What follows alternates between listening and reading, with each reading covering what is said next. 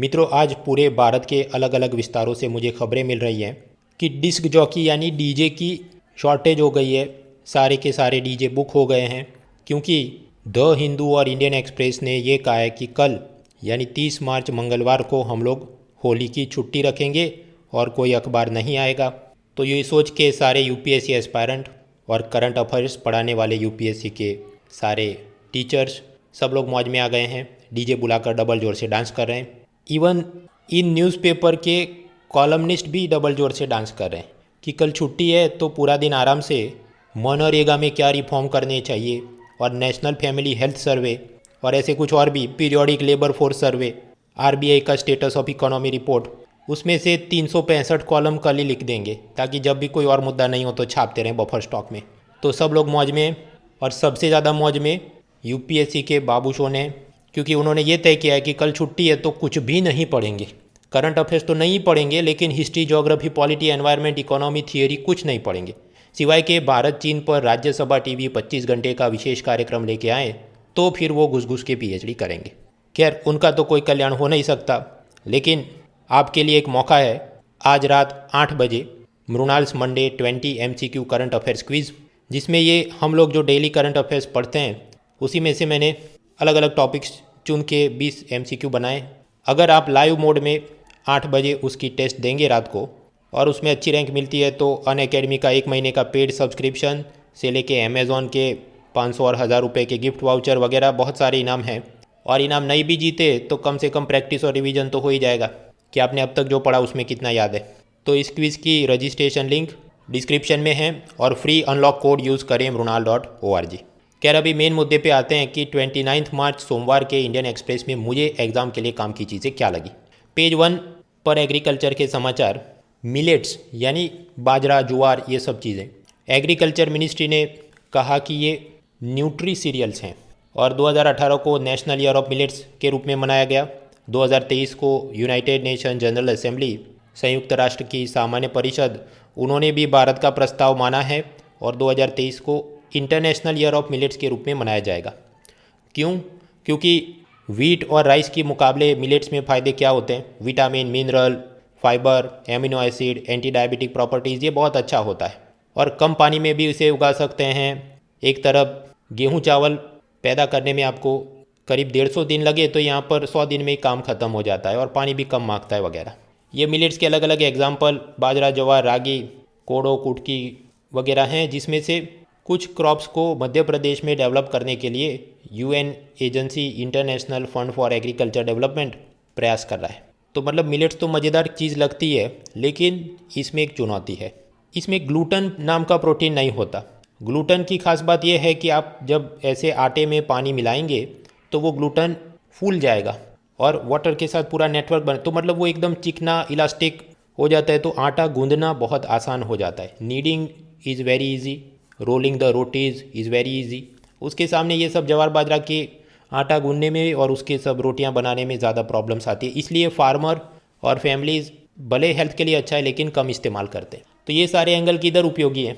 एक तो एग्रीकल्चर के अपने MCQ और सामने ये ग्लूटन वाला साइंस टेक्नोलॉजी का MCQ, और फिर वो मेंस पेपर 3 क्रॉपिंग मेथड्स वगैरह में भी सोचने के मुद्दे। क्रॉपिंग मेथड का ही नाम लिया है तो राइस के बारे में आज हमें 2 चीज़ें जानने को मिलती हैं।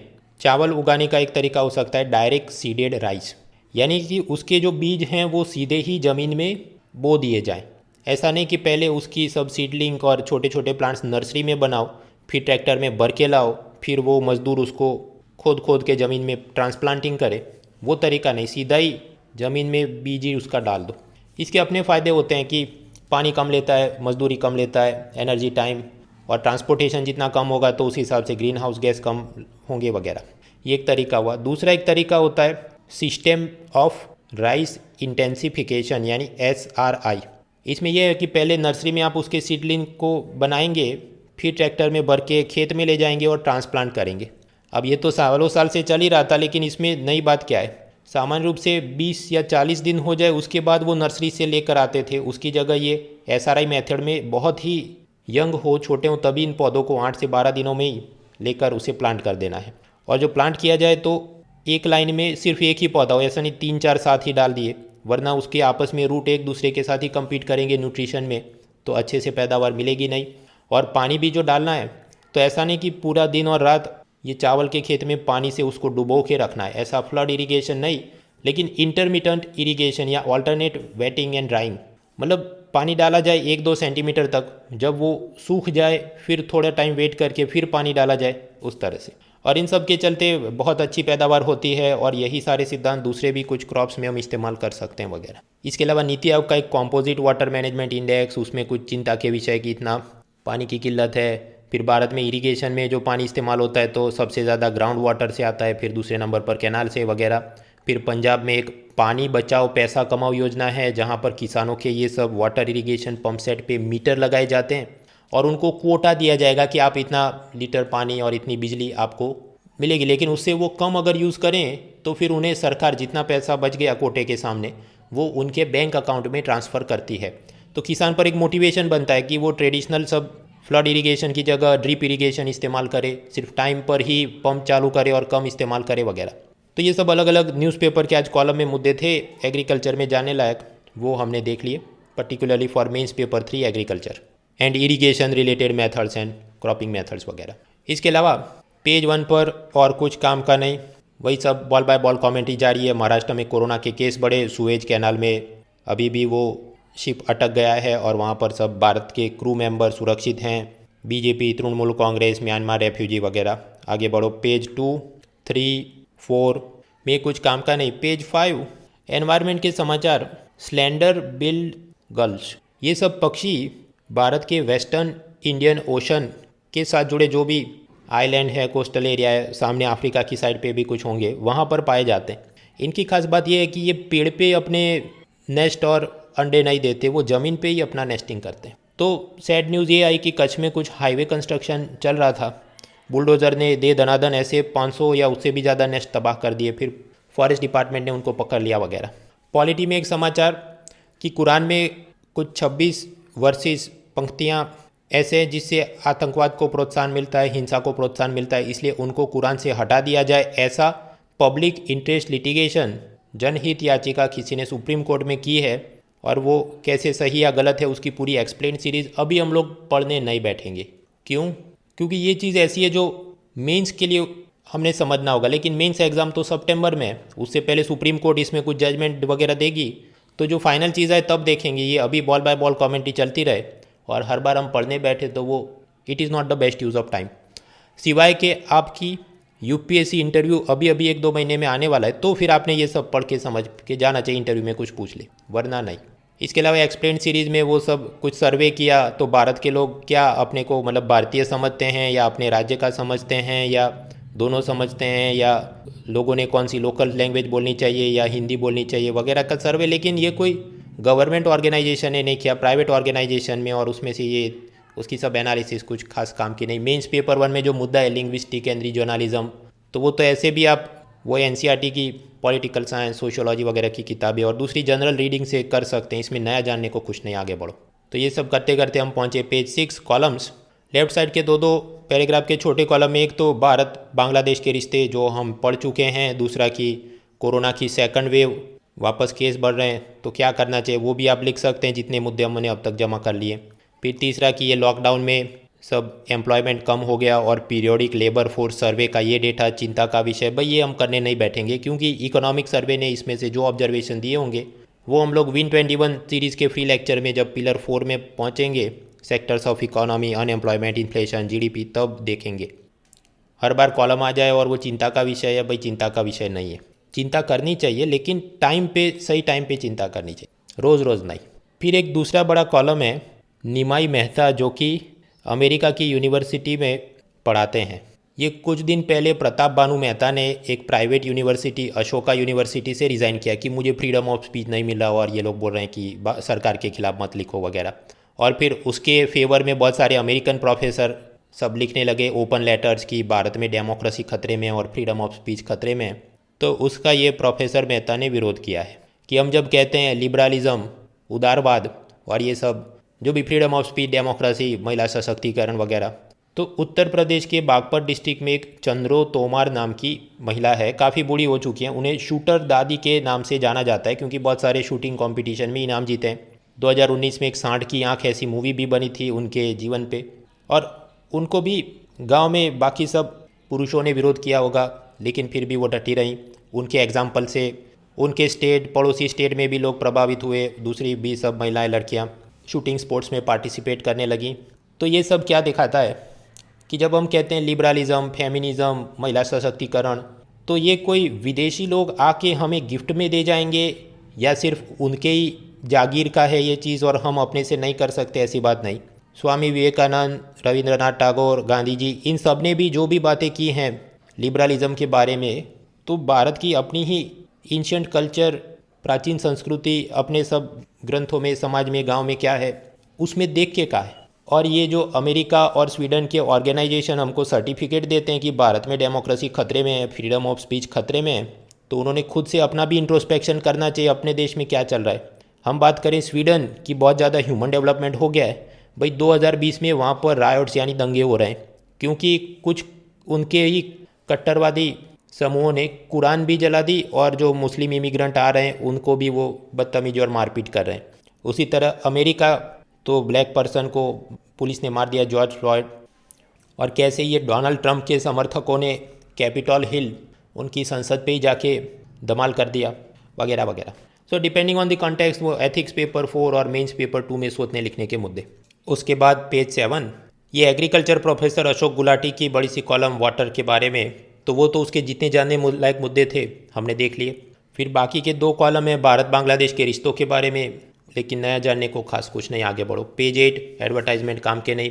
पेज 9 बड़ा सा इंटरव्यू है प्रशांत किशोर, जो कि इलेक्शन मैनेजर, इलेक्शन कैंपेनिंग में अलग अलग पॉलिटिकल पार्टी को एडवाइजरी कंसल्टेंसी देने वाली कंपनी चलाते हैं। तो भारत की डेमोक्रेसी में पॉलिटिकल पार्टी ने खुद से सबके साथ कनेक्ट करने की जगह ऐसे सब MBA टाइप के लोगों को ढेर सारा पैसा दे के उनसे काम करवाया जाए और सोशल मीडिया में ये सब से चुनाव जीते जाएं, ग्राउंड पे कनेक्ट हो नहीं हो, ये सब चीज़ों पर उनके जो भी विचार जनरल स्टडीज़ में थोड़े कम काम के हैं। लेकिन अगर आप political science as an optional subject prepare कर रहे हैं तो फिर इसमें और सोच विचार करना चाहिए। पेज 10 वर्ल्ड न्यूज़, बांग्लादेश में कट्टरवादियों ने हिंदू मंदिरों में आग लगाई, ट्रेन को भी आग लगाई, मोदी की यात्रा का वो विरोध करते हैं। इसके अलावा भी कुछ लिबरल ब्लॉगर्स अगर कुछ लिख दें इस्लामिक कट्टरवाद के खिलाफ, तो उनकी भी ये पहले हत्या कर चुके हैं।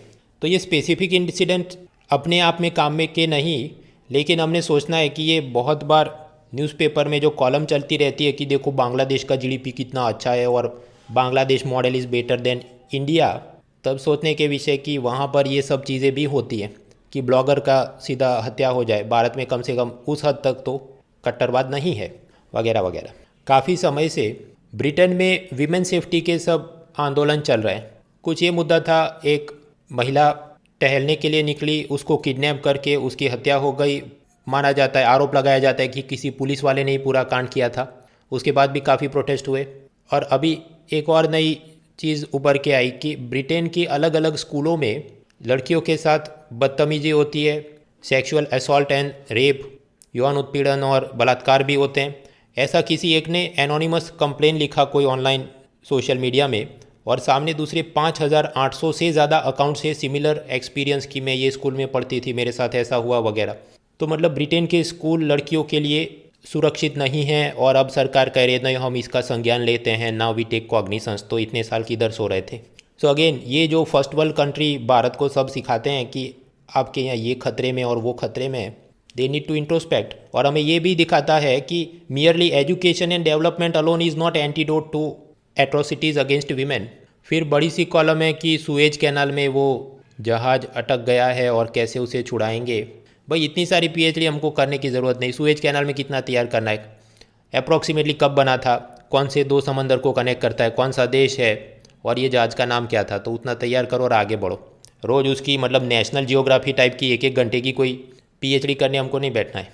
आगे बढ़ते हैं। पेज 11 इकोनॉमी में कुछ काम का नहीं है। एक तो संसद की standing committee on home affairs, गृह मामलों की संसदीय स्थायी समिति, उसने सब कोरोना पैंडेमिक के बाद क्या क्या काम हुए उसकी समीक्षा की और कहा कि बैंकर्स ने बहुत अच्छा काम किया और वो सच्चे कोविड वॉरियर्स हैं और बहुत।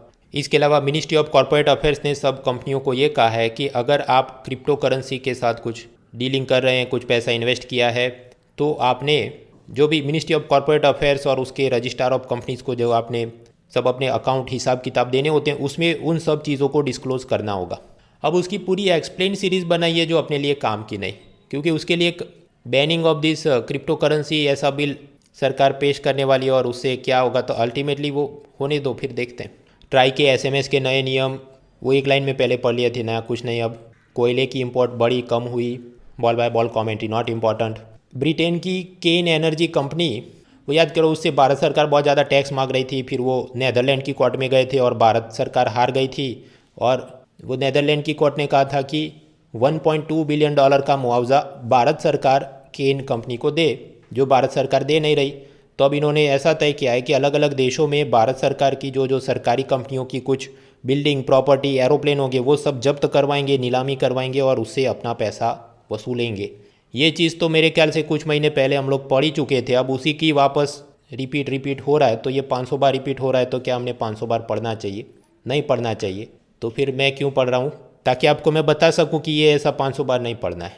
आगे बढ़ते हैं स्पोर्ट्स में। वैसे तो कुछ काम का नहीं, लेकिन साइंस टेक्नोलॉजी की एक चीज़ VAR technology, video assistant referees, जो फुटबॉल के मैदान में रेफरी है, लेकिन सोचिए कितना बड़ा ग्राउंड है, कहाँ पर क्या हो रहा है, बॉल वो लाइन से आगे गया कि नहीं, किसी खिलाड़ी ने दूसरे को हाथ पैर मारा कि नहीं, कुछ बार वो सही से न देख पाए, तो VR टेक्नोलॉजी से वो स्टेडियम में बैठे दूसरे कुछ विशेषज्ञों को कि आप रिकॉर्डिंग वापस से देख के मुझे बताओ कौन सही कौन गलत।